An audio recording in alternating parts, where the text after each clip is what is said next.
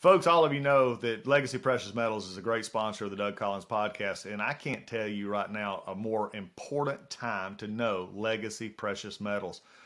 They're right now, your investment portfolio, if you look at the stock market right now, you look at the inflation that's going on, you look at the uncertainty out there, I'm going to tell you, the investments that you're making need to have gold and silver to be a part of it. You need the precious metals.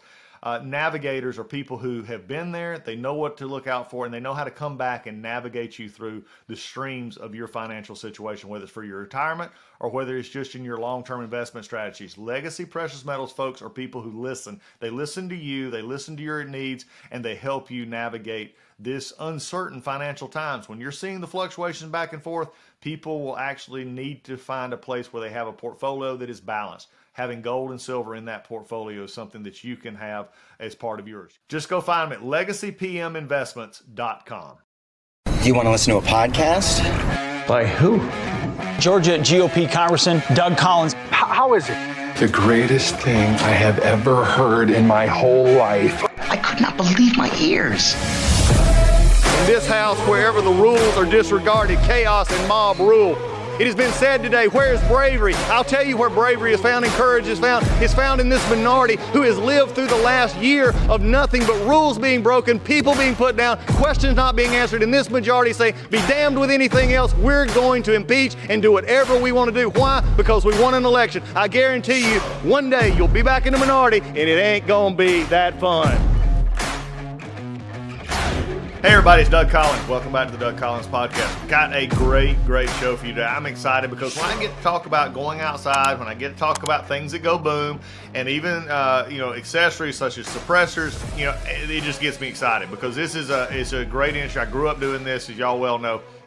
And today we've got Brandon Maddox from Silencers Central here. We're excited to talk all things suppressor, all things guns, and outdoors. But Brandon, welcome to the Doug Collins podcast.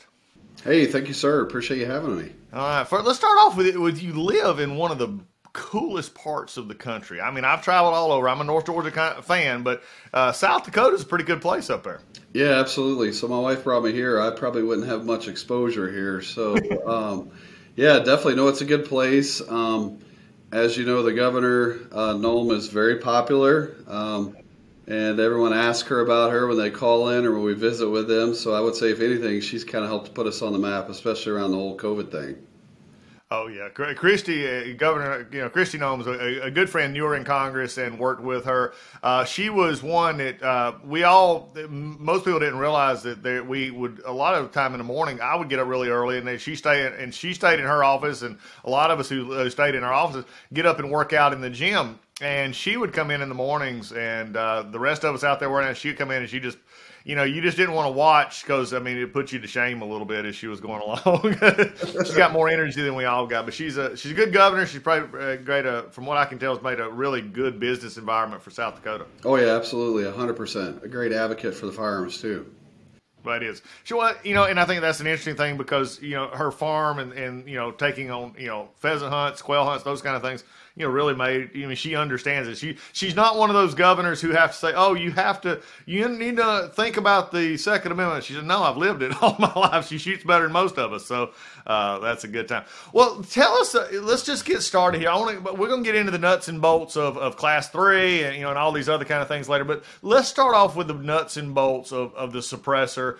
Formerly, commonly known silencers. We get this. And I was talking with Larry King with the National Sports Shooting Foundation the other few weeks ago on the podcast, and we got into this real discussion that, first off, why are suppressors treated so differently in the U.S.? And let's talk about what a suppressor is. Yeah, good question. So, I've read a lot of legislative history on it to try to get a better understanding of why the suppressors are regulated really the same way that a machine gun is. So the process that was made to regulate machine guns, silencers were thrown into that same process. The more I look at it, it's hard to find any true documentation as far as any, notes that were taken or any background. So everything that people perceive as somewhat guessed or assumed, but one theory was that Congress was looking at putting handguns into the National Firearms Act process, which is, the way you buy a machine gun and a suppressor now. and that it was sort of a trade out. Hey, let's put silencers instead of handguns. That's been one theory I've heard hypothesized. The other theory is the laws were created in the 30s, so there was this concern that maybe people would poach neighbors' cattle if they had access to silencers, so let's potentially make them harder to get. In my mind, the thought is probably that there was really no advocate for it. I mean, you obviously know better than I do about legislative issues, but if there's no advocate there to say, hey, why are we doing this, or question verbiage, or question the intent of what the goal is, sometimes things just slide through because there was no advocate there saying, hey, why are we doing this? Why would we, treat suppressors this harshly? Why would we make them so hard to purchase? So, just based on all of my research over the last 17 years, I think it was probably just no advocate there for them. Yeah. Well, I want to hit something here that you really brought out, and I think would stun most people, that an accessory. Now let's make sure we're, everybody out there, because we've got people who've, watch this podcast, listen to this podcast, who have been shooting like I have since I was, knee high to nothing. Okay, we get it. But there's some maybe out there who watching this podcast who are scared of guns, never have been around guns, or maybe they're agnostic about guns, and they just sort of group everything together. You made two very important points. Number one, to buy a suppressor, a silencer, however you want to call it, it is an accessory to a gun. It is not a gun in and of itself. In fact, sitting here, it's like a muffler. It by itself does nothing. And yet you're making people purchase that with the same thorough background, mess that you would buy a machine gun with. I think if people understood that, I mean, the discrepancy there just doesn't make sense. Yeah, it's a difficult one. Because, the hard part is people will talk about, well, in Europe, you're almost, some places require you have a suppressor or silencer. It's considered impolite not to shoot, to shoot without one. But there it's very difficult to actually purchase the firearm. So, it's hard to get the silencer here, but it's, not easy to get a firearm, but it's easier, obviously, than it would be in Europe. So it's almost flipped. But no, I agree 100%. And, talking about South Dakota, I had a suppressor stolen from an event we did, and it was difficult for me to get charges pressed because state law in South Dakota does not define a silencer as a firearm, and the feds were kind of unwilling to take a first offender and throw him in jail for 10 years. So it's interesting how, I wouldn't say a lot of states, but there's quite a few states that don't define a silencer as a firearm like the feds do.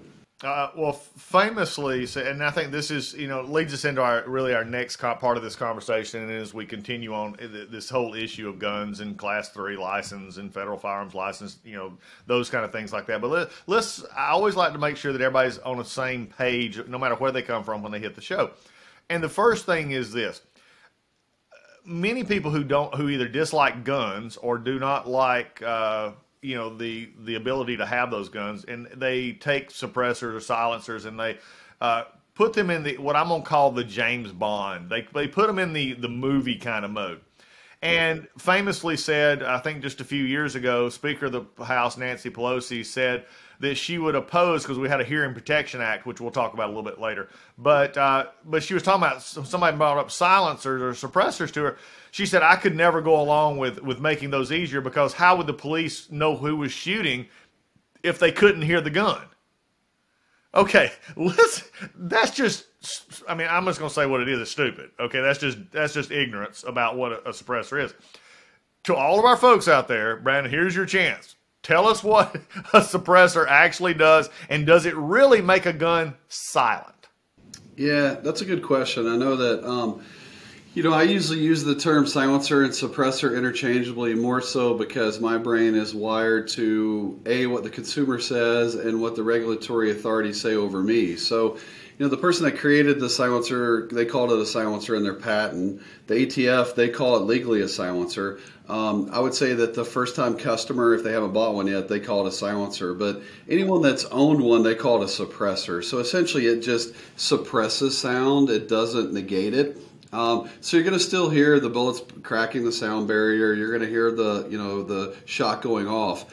The real benefit to the user is that it's hearing safe. So at this point, you don't have to wear earplugs, and also it's going to help with your recoil. And then also there's some benefits from a hunting perspective if you're shooting at varmints and things like that, where you might have an opportunity for follow-up shots. But yeah, 100%. The House Speaker there is going to be inaccurate in assuming or thinking that they're as quiet as they are in the movies.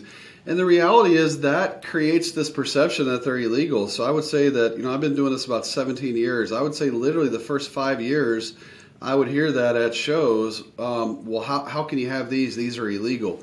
And to sort of defend them, I've seen a transition. When I first started doing this, they were illegal in Iowa. They were illegal in Minnesota. So you've seen a transition to the positive on the Second Amendment issue. I mean, if you think about the Second Amendment, the only real positives in my lifetime I've seen are, positives on concealed carry. That's kind of gotten, first they were available concealed carry. Now you have some states that have open carry or constitutional carry. I think silencers are sort of in that same ballpark where a lot of states, not a lot, but there was, probably half a dozen that were not legal that now have become legal in our lifetime. But the other big push is just the states where you can hunt with them. So, there's 42 states where suppressor silencers are legal, and there's 40 states where you can hunt with them. And a lot of all these changes really have only happened in the last, say 10 years. So right now, from a suppressor standpoint, a silencer standpoint, are all 50 states, are they, if judging what you were saying, catch us update, are they legal, illegal? Where we have holdouts, where would that be right now? Yeah, good question. So, of course, there's federally suppressors are legal in every state, but then states have individual laws that prohibit them. So the states that silencers are unlawful will be like your Californias, your Illinois, your Hawaii, your New York, New Jersey, Delaware, Rhode Island, and Massachusetts. So basically what I would call your dark blue states are the states where you don't have the freedoms. That's where they're illegal. Yeah, that when you started naming those down, I said, "Wow, there's which one's like the other here?" Because that's exactly what you got as you're going through here. As we look at this again, I want to emphasize this to folks who are listening to this: the silencer, suppressor, whatever we call it, we'll interchangeably do it during this podcast, is an accessory to the weapon itself, to the gun itself. It is not inherently, even when attached, but it's not inherently dangerous. If anything, the suppressor itself has a health benefit to it from a shooter perspective. Yeah, absolutely. So, obviously a suppressor doesn't work unless you have it on a firearm. So, it's weird. I mean, because, sometimes people ask me, they'll say, do you ever have people who try to buy a silencer and they get disapproved? It's kind of always a concern that, customers have. I hate to buy this, go through this process, and then find out later I'm disapproved. I always say, if you can legally own a firearm, it's the same background check to buy the silencer. But what I tell the general public is, most people don't buy a silencer and allow us to tell the ATF that they want to put this on a firearm unless they can legally own a firearm. So you just don't really see. And the other thing is you rarely ever find documentation where these are used in criminal acts. Because if you look at, the evolution of what you were talking about earlier, the Hearing Protection Act, the ATF sort of leaked a white paper to Trump administration before they came into office saying, hey, we see some things that could be deregulated from a firearms perspective, and one of them was the suppressor. And if the goal of the ATF is to be a public safety protector, but also enact the laws of Congress, sort of what they were saying was we're enacting the laws, but we're not seeing it as a public nuisance or potentially creating a public health issue. So we would be in favor of deregulating them as an agency. Right. Well, you just hit something that's really interesting, Brandon, and I want to touch on this a little bit. Because, whether they think it's illegal or anything else, the common notion of a silencer is frankly goes back to movies and TV. Okay, that's where everybody gets their view upon what these are. And if you see them used, they're typically used in either criminal activities. You never see this nice hunting video where you have a suppressor being used. Right.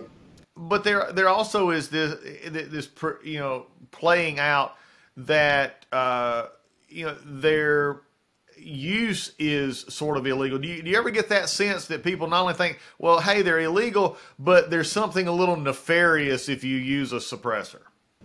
Yeah, no, I agree. It's funny. I was giving someone a tour through our facility here, and I could tell that she wasn't a gun person, and she just so happened to be with my wife. And I showed her our, sort of secure cage, and I said, there's $100 million worth of silencers in there, and every one of them are sold.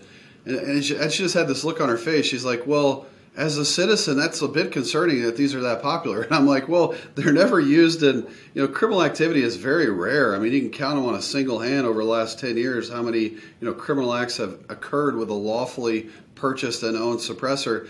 And most of these people are just trying to protect their ears or to enhance their hunting experience. There's no, like you're saying, nefarious activity or any reason why someone would want to be using them, incorrectly. All of our sales, just people wanting to protect their ears because they want to protect what they have left because they are a shooter and have lost hearing. And then also they just want to, typically they're in a hunting scenario in a social environment where there's more than one person hunting with them, and they want to be able to still talk and still hunt and enjoy the activity and not have to worry about wearing hearing protection. Exactly. Well, and that brings up, the case you're sitting here looking at that 100 million. It's almost as if a non-gun individual, and I use that not pejoratively, but just someone who's not used to being around firearms, or they look at them and immediately think, crime. Or murder or something like that. Let's also dispel something. You've dispelled it with suppressors, but also let's just dispel legally purchased firearms are, except in the situation many times, and this is, again, from a criminal activity, are rarely used. Most criminals they've done ATF, everybody's done these, studies that show that 90+% of the firearms used in a criminal activity were not purchased legally or obtained legally. Now, again, in reference, I will say that there are legally purchased firearms that are used in suicide and things like that, and that is acknowledged. I'm not sure that would change, some of those outcomes. Unfortunately, my years of being a chaplain and others, I've seen, those are just tragic situations that typically revert from something else. But this is something we have to deal with. Is this, and it plays well. That rhetoric plays well. How do you think, from a suppressor industry standpoint, that we begin and I know laws have changed, other things have changed. What's been the biggest turnaround for people once they become familiar with what a suppressor actually does? It's just like the firearms part. It's all about education. I know that the American Suppressor Association, our trade organization, typically they try to take people to the range and actually get them out there to the point earlier that it's not silent. You still hear it. It's just hearing safe. But again, I think that the more people that purchase them and acquire them, I think of the state of South Dakota. Before we really put the hard press as far as promoting our products, I think that there was an unknown, and if it was brought up, it was probably perceived in a negative light. But now that you find most of the probably hobbyist hunters and professionals in the state, a large percentage of them are customers.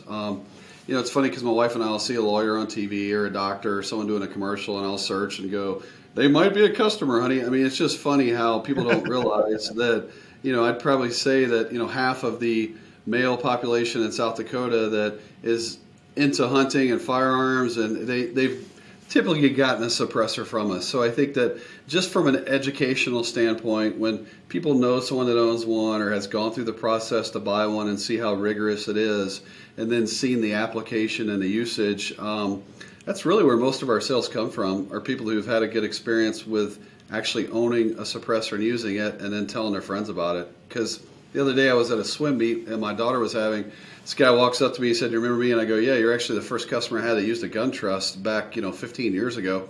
And he said, "When I bought mine, all my friends said, I'll never own one, too expensive, too much paperwork, not worth the hassle." He said, fast forward 15 years, every one of them own one. So it's just, it's just interesting to hear that story. It is. Because it's, and I've got friends down here. I've got several friends. One right now, I've always sort of joked that if I knew we were being invaded, I'm going to his house. This guy buys new guns, and we're talking class 3. We're talking fully automatic. He buys them like people buy loaf bread. So in fact, the first, now you as a gun breaker, you probably get a kick out of it. The first bar, Browning automatic rifle that I ever shot, he had. And that brought me back to World War II, and I'm reading a book about D-Day right now. And this was the automatic weapon that turned the battles in Europe especially around. And this guy had one, and it was just so hard for him to get, though, because of everything going on. Which leads me, I think, into our next part of this discussion. I think we sort of hopefully laid out the fact that a suppressor is simply nothing more than an accessory used to lower the decibels, less recoil on a firearm. Okay. Again, no problems here. It doesn't improve accuracy. If you can't shoot straight, you got a problem to start with. Suppressor ain't gonna help it. Yeah. These kind of things like range shooting, that kind of thing.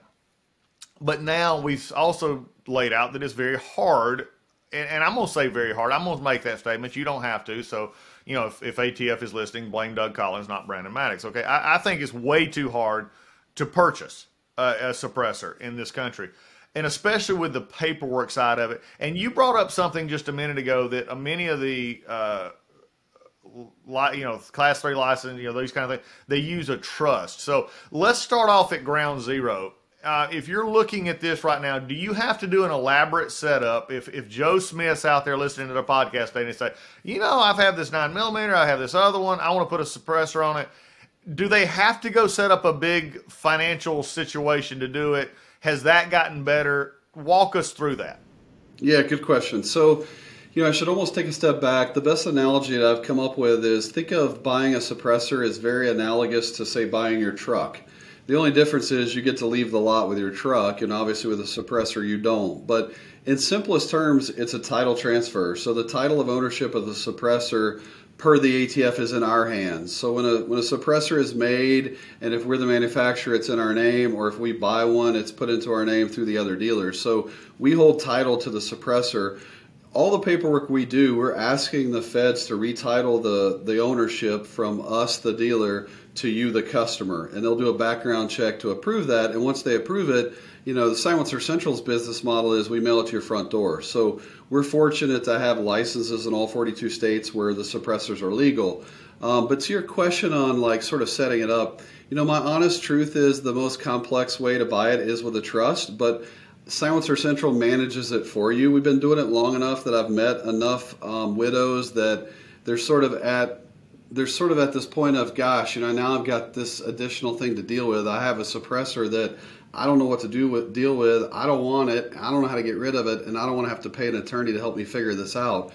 So what we've done is we've sort of incorporated our entire business model and processes on giving each of our customers 100% free trust that we had created by, if you're in Georgia, we had an attorney in Georgia help us craft specifically to Georgia. And then we do all our paperwork wrapped around that. So the trust actually owns the suppressor, and then that allows you to share it with other people, which is obviously a benefit. If you have kids that are, 18 or older and they want to use the suppressor when you're not there, it creates a joint ownership situation, but also it defines the legacy part. So, the trust will say that, any lawful heir per state law can inherit this. So let's say you pass away, your spouse says, hey, he wants to give it to great-great-grandson Johnny, who's 18, and that basically just transitions directly to that person because the trust still owns it and they're identified on the trust. So although if you walk into any gun store, most dealers are going to tell you not to do a trust because from their perspective it's more work and it creates a barrier between you purchasing it because now you've got to go find an attorney. But from our perspective, looking at 20,000 feet and having done this for 17 years, we would say the trust is the best option because it allows you to share it and then define the legacy who gets it. So it's something we set up for you free, and we even help you manage it free. The management part is, hey, I want to add my wife to it so she can use it when I'm not home. Or it could be as simple as I got a divorce, let's take her off. So that kind of stuff we can provide you the paperwork to update. So definitely, what I'm saying is going to probably differ from what other people say. So that's why I'm trying to give some context to it. But in my perspective, the trust is definitely the best way to go. I think it also keeps it at an arm length distance. The ATF is going to do a background check on you to make sure you can lawfully own it. But at the end of the day, the title of the silencer is going to show it's owned by a trust. So it doesn't have specifically your name on there. It's in the trust name. So in my mind, it keeps it kind of an arm length distance with the ATF knowing, specifically who owns it, who's in possession of it. Well, and this brings up another question for me that's very, I think just frustrating, irritating from my perspective, and that is, if I bought the gun, let's just say, I have a 9mm that I wanted to put a suppressor on. I'll just use that as a term. Why, in the name of all that is good, would I buy that in January? I bought my 43. In fact, I have one. I have a Glock 43. I call it my W for a Bush, but it's my W. But but I bought it, say, in January. And then I wanted to add, and I'm just using that as an example. And in March, I say, I've been going to the range. I want to put a suppressor on it. Why? And again, I know we went over this earlier, but I want to bring it out how ludicrous this is. Why would I then have to have another background check on an it's almost like saying I needed to go buy a truck. In fact, I bought a truck recently. But if I wanted to go put a new muffler on it, I have to go through a credit check to get the muffler if I'm just paying cash. I mean, again, does the ATF see the hypocrisy in some ways in this? I suspect they do. And what clouds the issue even more is when Congress created the whole National Firearms Act, it's underneath the tax law because they do charge a $200 tax to acquire this. So I talked earlier about the analogy of the truck. I mean, it sort of holds true. When you buy a truck, you got to go pay the taxes at the courthouse for them to approve that title transfer. Same concept with a suppressor. You got to pay the ATF $200. That money goes directly to the Treasury, so it doesn't go to the ATF directly, but that's kind of almost, it feels like a sin tax. It was created as 100% tax on a machine gun. So in 1934, machine guns were $200 on average. So they wanted 100% tax on them. So that's kind of how that $200 tax was created. And I know Obama asked the ATF during his tenure if it could potentially be raised based on inflation. And they said the code wasn't written that way. So fortunately for us, it stayed at 200, which hopefully, the $200 tax will stay the same. But no, that's the hard part because there's the Gun Control Act, which looks at regular firearms, and there's the National Firearms Act. They're kind of two different laws. I mean, I've done a lot of work with this area because, there's certain states, and I'm going to have to look, but I think Georgia might be one of them, that if you have a concealed carry permit and you're in the state of Georgia, every time you buy a firearm, I don't think that the dealer has to do a background check. So South Dakota is that way, and it took about 7 years of me working with the legislator and the governor and the sheriff's association. But now if you buy a firearm in South Dakota, you just throw your driver's license out, and then there's really no background check during the 5 years that you have your concealed carry permit.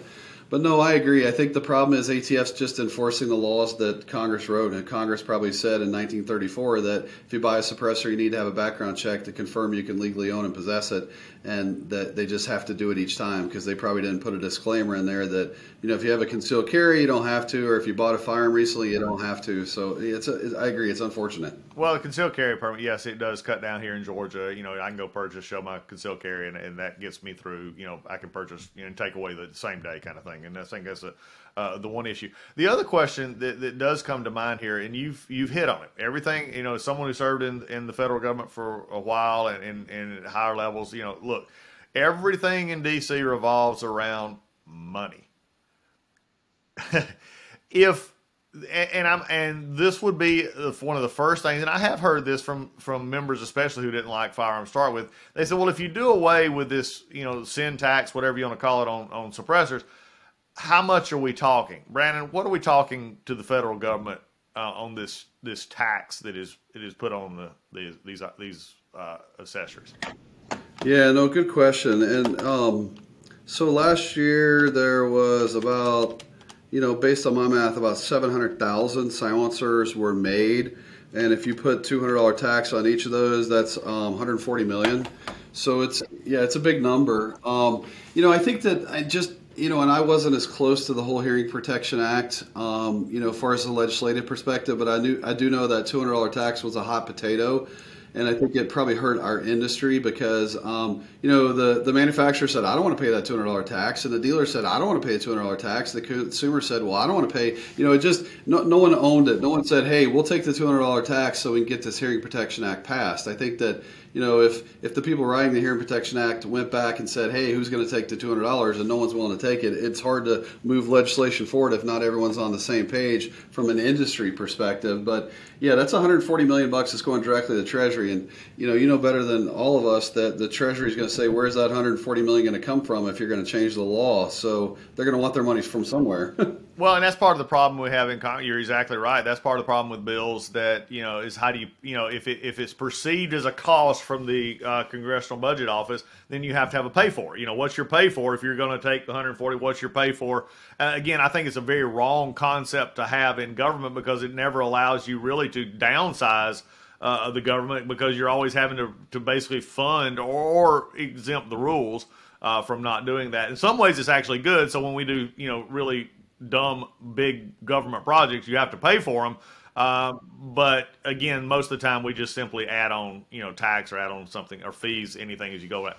Getting to a more interesting, because right now this industry is really growing. I think the Hearing Protection Act, for those who out there don't know, is trying to bring this, modernize the suppressor industry. I was part of this in another industry called music, which was dominated by 100-year-old laws.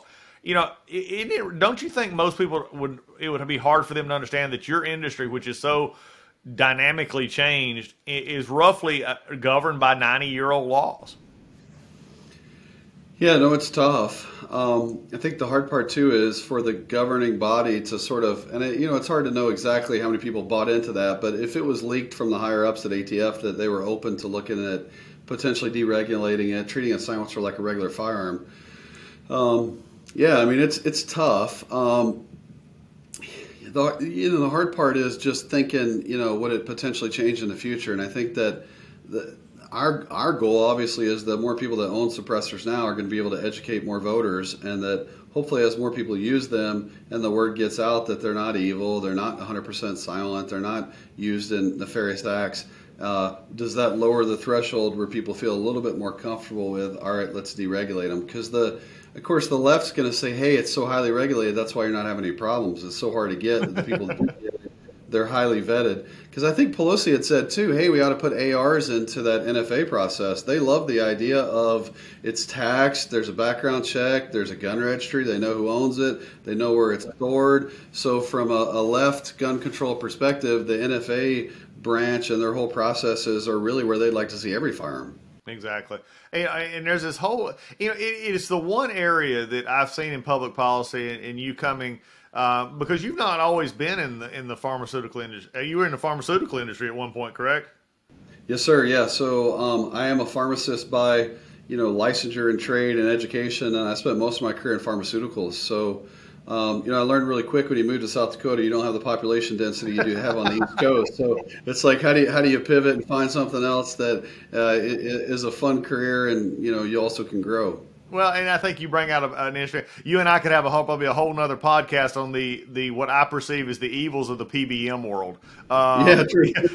Believe me, they don't like me, and I'm not particularly fond of them. But for what I saw, they do to independent pharmacists. But again, this is what happens when government looks for easy outlets many times. I mean, if you're saving money or you think that this is actually the perception, well, if we keep these more regulated, then everybody is doing better. And the reality is, real world doesn't play that out. The real world says that the people who use suppressors are law-abiding, good people who simply enjoy hunting and they enjoy shooting and they enjoy not having to wear hearing protection when they're doing these things, and nobody's getting hurt in that regard. Yeah, no, I think that it sort of leads into during the Obama administration, 2014 and 15. Oddly enough, the ATF launched e-forms, where basically the whole process was digital. Now it went down in 2015, but the good news is it went back up in December of 2021. So. The feds, because most of the customers that buy suppressors are wealthy, well-accomplished, registered voters, I think of my clients, even here in South Dakota, they're calling their congressmen, they're calling their senators, and they're saying, hey, this is ridiculous. I'm waiting a year to get a tube that, it's not even a firearm, it can't shoot. And I think that there was enough pressure through Congress, through congressional inquiries, through just pressure, just because of the amount of headcount and money the ATF is spending to process all these forms. The feds have finally caved and realized that the best approach is to make it digital. So the benefit to people wanting to get a suppressor and to get into the market is that the ATF now has an all digital process, which they're saying they're going to staff to 90-day turnaround. So that goal is now it would be a 2-month to a 3-month wait instead of potentially what now is close to a year. Well, and you just hit on it. I'm glad you brought this up because that was really sort of where I was heading. Because the next question is if realistically, and I'm gonna make it even sort of a little bit more simple. And let's just say in South Dakota, a person who has a concealed carry permit in South Dakota walks in to their local gun store, or they call you at Silencer Central and they say, "Hey, I want to buy this silencer. This is the one I want. Here's my money." How long does it typically take them, given this backlog? And I was part of the ones who were putting pressure on ATF to get to streamline this because they put it back to paper, and it was just And you had people inside the bureaucratic arm of the ATF who didn't want to process these; they viewed them as a problem.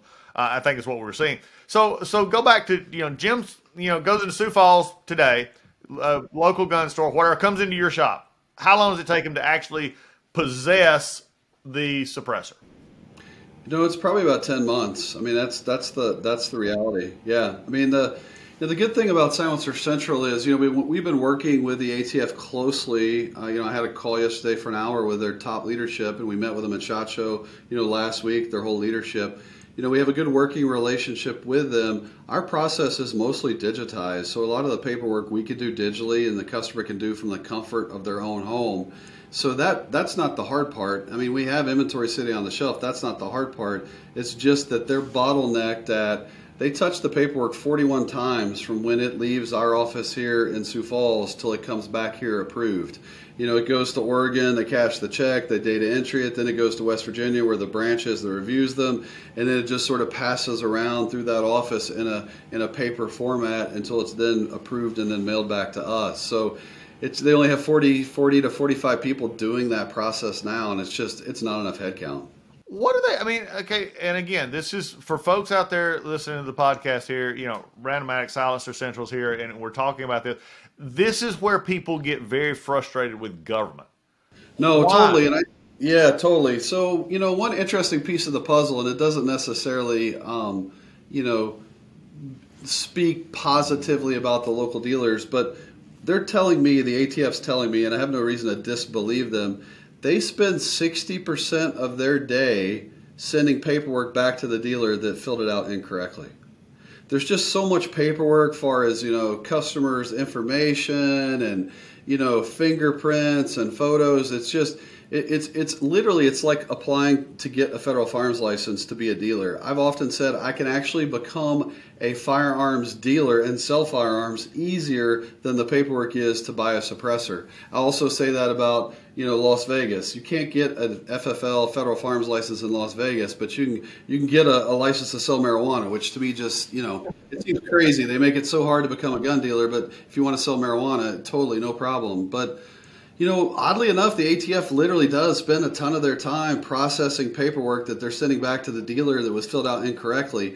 And it's so much back and forth with the dealer from a paperwork perspective. So the benefit to them going digitally is it's forcing everything to be data entered real time, and it's sort of checking it to make sure that everything is there so that when you hit submit, it's done. And then if it's not done right, they just reject it and you have to start over. So it sounds like I'm defending ATF being behind, but the problem is you have a lot of small mom and pop gun shops. They might sell one suppressor a month. They don't really understand all the things, the intricacies on the paperwork. The paperwork changed in August of 2016 based on some executive orders from Obama. So it's been a moving target, a moving goalpost, if you will. And just because of that, a lot of the paperwork is back and forth with the dealer.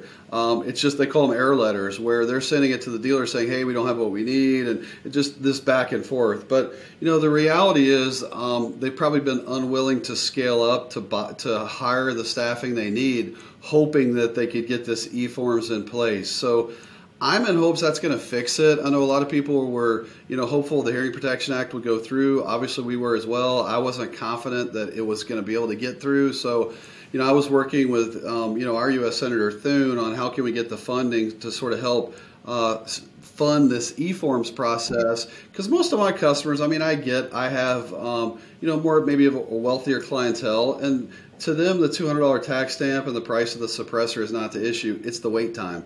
So sort of taking that consumer insight, we went to, our senators and congressmen and said, how do we get more money for the ATF? And we were able to help facilitate some of that. And then when it went into place through the Trump administration putting the money into the budget, we feel like that's going to help a little bit. So if guys can get a suppressor in 60 days, they're going to be less upset. It's not necessarily the tax and the money. It's more of just the wait time. So it's sort of like fighting each battle each time. So if we can fix the wait time, then now let's work on continuing to deregulate them. But at least we got one win with the wait time.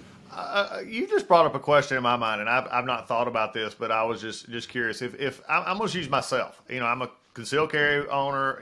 I've been that way for years. I own firearms. If I was looking at this, and we see the process going through here, the digitized would make it. 60 days still is outrageously, stupidly long to me.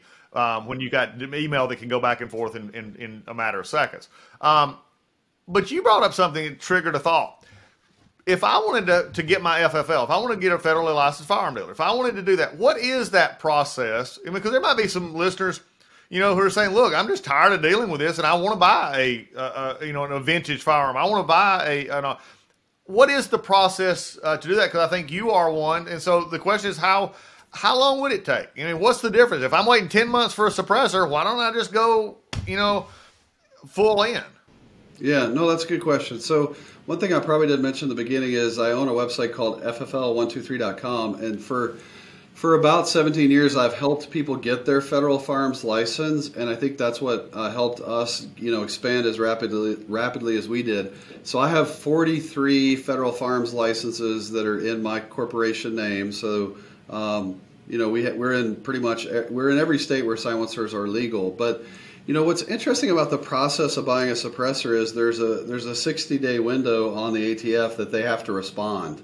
And that's very different than the suppressor. So if you apply to be a licensee to get your federal firearms license, then the feds have 60 days to respond to your request. So it puts a fuse, if you will, or a stopwatch on them where they have to respond within that many days. They'll use it to their advantage and they'll use it against you. If you have some open items you need to resolve, they'll say pull your application and reapply because you're hurting the 60-day their timeline. But then they'll also use it, kind of against you. Like, hey, if you can't pull all this together, but if you call them and it's already been 60 days, they'll say, oh well, we get some leverage. We can go outside that. It's just a guideline. But federal statutes do say it's kind of a either. The other interesting thing is they will never deny your application. They'll ask you to withdraw it, which is somewhat interesting to me. But the big caveat with the federal firearms license is they won't issue it if it's for personal use. It really has to be for, a business use, meaning that maybe you're facilitating local transfers or your buddies are buying stuff online and having it shipped to and you're doing the paperwork there. So if it's 100% personal, they're not going to issue it for you, but you have to be able to find a way to say, hey, I want to use it for myself, but also I'm going to use it to help with transfers and work gun shows and things like that. And to do buy and sell. That's that's the other issue. Well, and even that, they have the 60 days to respond. So, but even now, I think this is going to blow some people's mind. Even if you have that, you're still waiting many times. If you're purchasing a suppressor for a gun that you own and you're trying to sell it to another person, you're still waiting on the suppressor to go through this other process approval, correct? Yeah, even me as a federal firearms licensee, if I fill out the paperwork and put my license on there, it's still a pretty long time because that's the way you do machine guns typically. So, the silencers and machine guns can't cross state lines. So like if I bought a machine gun from you in Georgia, it'd have to be transferred to like a dealer in the state where I would live if I weren't a dealer. So on those, it is a transfer on the same forms that like a silencer would be, and it still takes, 6 months, and even if you have a license.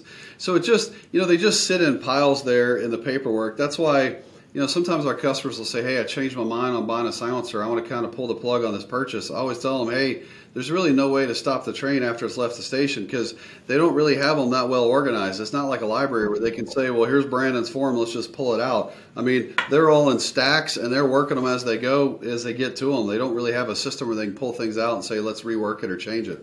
Well, yeah, and I think that's the part that so many people don't understand. We spent a lot of time on the government and our problems around spread.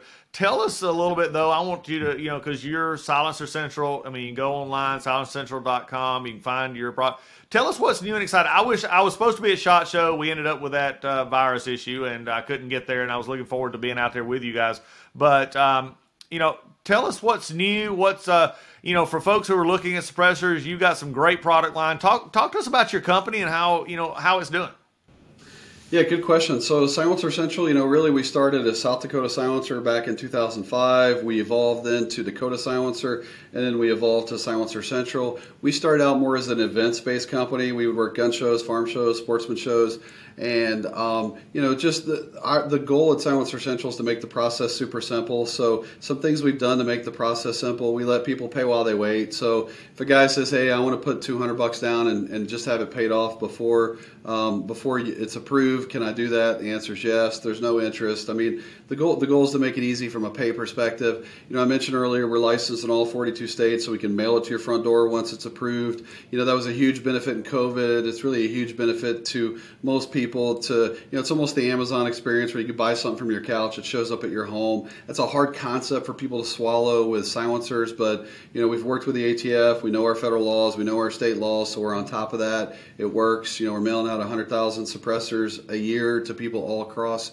the U.S. We thread barrels. A lot of people say, hey, how do I get the suppressor on the end of my rifle? We'll send you an empty rifle case. You put your rifle in, you ship it here. We got a machine shop. We got a gunsmith takes your gun apart. The machinist puts the rifle barrel in there. We have a CNC lathe that threads it 90 seconds, and then we mail it back to your front door. We talked earlier about making the trust for you. We do all the paperwork for you digitally. We can send it to you where you're just signing stuff on your smartphone, like DocuSign. Same process on the back end to mail it to your front door. As far as products, Silencer Central, we're a dealer. We can sell anything. So if someone sees a product they want, call and talk to us about it. We also have our own line of products called Banished Products. And what we found is customers typically don't want to put a lot of weight on the end of their barrels. So you'll find that our Banished line of suppressors are typically 100% titanium just because it's really light and it's stronger than steel. And we also, the Banished line comes apart to clean, which is nice. A lot of varmint hunters, a lot of shooters, they like to clean their firearms, so they also like to be able to clean their suppressors, really all of them.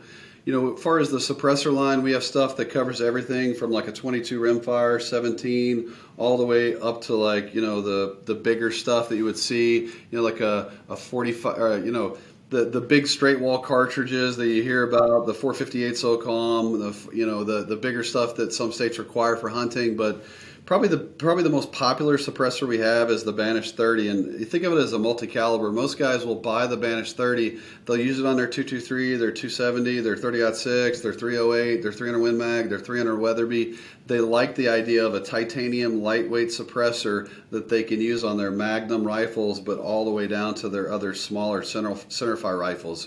So people like that idea of not necessarily one and done, but just this multi-caliber concept that you can cover more than one rifle. And especially for hunting, it's a huge benefit. If you've not ever hunted with a suppressor, I think you mentioned earlier, I'm a Southern boy raised in Alabama, Georgia. And when I moved to South Dakota, I don't know that I had a concept of what prairie dogs were, but once I saw them running all over these fields, and there's farmers were excited to get rid of them. I was like, I think I can help you with your problem. And I became somewhat obsessed with shooting prairie dogs. And once you put a suppressor on there, it's 100% game changer. You go from shooting 2 or 3 and they go under and hide for an hour to, you basically get to lay lead down range all day long, which is fun it's basically prairie rats is what it is. Yeah, so people want to People want to get rid of them. I mean, when you hear the word prairie dog, people get upset about dog, but they're basically rats that eat grass. Yeah. Well, and the part of it is for out there, your farmers, your ranchers out there. I mean, they dig holes, and they cause problems for cattle. They cause problems for horses. They cause problems for everything else. So I had some good friends up in Montana, and that was, the oldest sort of jokes. What do you do for fun? Well, we go shoot prairie dogs. That was. Yeah, I mean, it's some good stuff. I mean, and this is, again, it's amazing to me that and when you do this, you're talking about people who do this legally. They fully enjoy the rights of owning a firearm, and they understand the responsibility that goes along with that. This is my frustration in this industry. And among many people who want to take guns and move guns, they try to blame a problem that's not related necessarily in a straight line to remove those rights from those who do it right. And it's just to me, it's just sort of, crazy as we go there. But Silence Central is sort of the one-stop shop for that. And I think that's what people need when it is so confusing. Yeah, absolutely. I mean, I always say that's my consumer insight. I mean, I know my wife thought I was crazy. I did undergrad in pharmacy school at Chapel Hill, and then I got an MBA from Duke. And my wife's like, "You want to go work gun shows? What are you thinking?" I'm like, it's so weird. Like, I came from a sales and marketing background in pharmaceuticals, and the first gun show I worked, I basically had, half of a table because they didn't have any tables open. I just put a bed sheet down. I had 2 used silencers that were all beat to hell. And I had the largest crowd of anyone in the entire gun show. And I spoke with authority because I knew probably 1% more than everyone in the room. And it just sort of, it grew from there. But my insight from the customer standing at my booth at a show is, I love the idea of reducing recoil. I love the idea of protecting my ears. I love the idea of enhancing my hunt, but I don't want to deal with the paperwork. So when I tell them I could do all your paperwork in about 3 minutes here at my booth or over the phone, most people go, "I'm in. Let's do it." And that's kind of how we started. And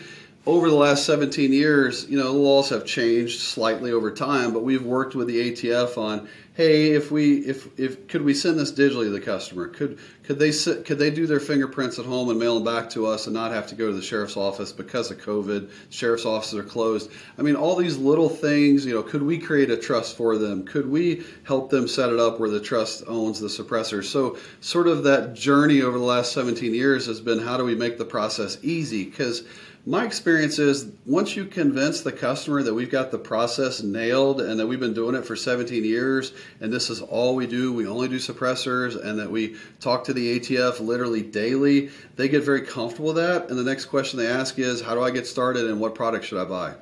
Well, and that's the way to be. It is a shame to me as we're closing up here with Brandon Maddox from Silencers Central. It is a sad thought to me that our federal government, on an issue such as this, the problem is not price. The problem is not quality. The problem is not the product itself. The problem is the process of the federal government to actually get it. And I want our listeners to understand something.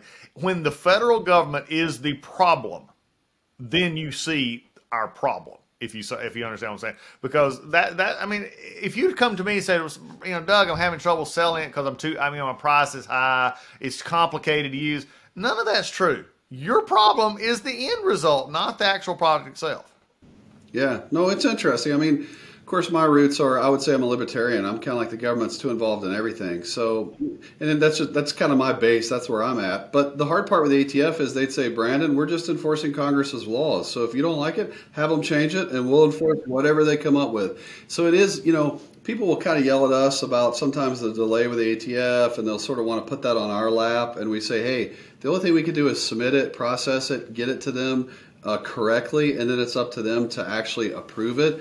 And sometimes it does take some reminders. I mean, they're a big bureaucracy, and they don't have sort of the technology advancements that we have as an industry. So it does take some hand-holding to keep them moving things forward. But we do have a good working relationship with them, and it's not always easy, but we've just kind of accepted the realities. Exactly. Well, folks out there listening to the podcast, get to know your federal legislature. What he just said is right. And I, as one who was in the belly of that for several years and is the top-ranking member of the Judiciary Committee, which oversees judiciary, which oversees ATF, I'll tell you right now, it's amazing what members will say, and maybe just individuals, but when it comes up to taking a stand that the liberal media many times don't want to touch, or they're going to cast in a bad light. They back off. We've got to have some members of, and those of us who stood with the Heroin Protection Act, those of us who worked to get this right, making public safety number one, but also making it very smart and common sense at the ATF is something we've got to have. Brandon, this has been a joy. This has been fun for me. I mean, anytime we talk about things that go boom and things that go boom a little bit quieter is exciting for me. I'm a huge proponent of Second Amendment in the shooting sports that we have in hunting. So, again, it's great to have you with you from South Dakota. Great governor, great company, folks. Brandon Maddox, Silencer Central, you'll want to be part of seeing more about them, especially if you're looking to buy a suppressor, you're looking to buy a silencer, and you just don't want to deal with the hassles of the paperwork. This is the folks to go see. Brandon, thanks for being a part of the Doug Collins podcast today. Yes, sir. We appreciate the opportunity. Folks, I don't know about you, but I cannot stand a towel that simply moves water around me after my shower. I like a towel that grabs you, takes the water, gets it off of you, and does what a towel's supposed to do, dry you off. I've had so many towels I bought over time. Some are expensive, some were cheap, but again, when they just sort of move the water around, I could just stay in the shower and stayed wet. I need a towel that gets me dry. That's where our friends at MyPillow come in. They have towels, and you're not going to believe the bargain that they have right now. Mike and the folks at MyPillow have offered a 6-piece towel set. That's 2 bath towels, 2 hand towels, and 2 washcloths, regularly $109.99 for $39.99. All you got to do is have code word Collins. You can go to mypillow.com, or you can call them at 1-800-986-3994. If you want towels that actually do what they're supposed to do, dry you off. You know, that's what we do here on the Doug Collins podcast. We talk about real answers and real solutions for a complicated world. Well, sometimes you may not think that getting water off of you is a complicated process, but undoubtedly it is for some towel companies. It's not for the folks at MyPillow who actually have a towel, the MyTowel, which is a great investment for you. And right now you can get it on sale regularly $109.99 for only $39.99. And that is with code word Collins. Also, anything else that you want to go on there, you can still got the slippers, you still got the MyPillows, you still got everything that is on that wonderful website. You want to go check it out. Use code name Collins and get your discounts. Folks at MyPillow are waiting on you right now.